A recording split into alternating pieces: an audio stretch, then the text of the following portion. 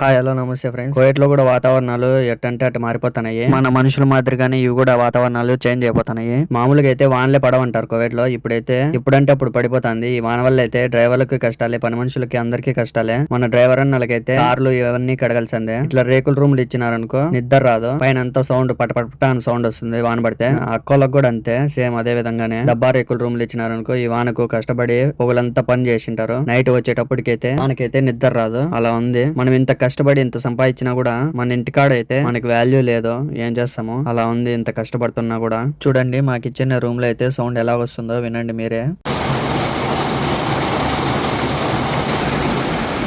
మనము ఇన్ని కష్టాలున్నా కూడా మనము ఈ కష్టాలన్నీ ఎదుర్కొని ఇంటి దగ్గర ఉన్న అప్పులు తీసుకునేటివన్నీ తీర్చాలని మనం ఎన్ని కష్టాలున్నా కూడా ఈ కష్టాలన్నీ ఇష్టాలుగా మార్చుకొని చేస్తున్నాము. చూడండి మా ఇంటి ముందర అయితే ఇట్లా రేకుల షెడ్ ఉంది. రేపైతే నేను కార్లు కడగనవసరం లేదు, ఎందుకంటే అన్ని షెడ్ లోనే ఉన్నాయి. కొంతమంది అయితే ఇలా బయట ఉంటాయి, వాళ్ళైతే ఖచ్చితంగా కడగాల్సిందే. చూడండి మా ఇంట్లో ఇట్లా నీళ్ళంతా పోతా ఉంటాయి, ఇది కూడా కడగాల్సిందే. నా వీడియో మీకు నచ్చినట్టయితే లైక్ చేసి మన ఛానల్ సబ్స్క్రైబ్ చేయండి ఫ్రెండ్స్.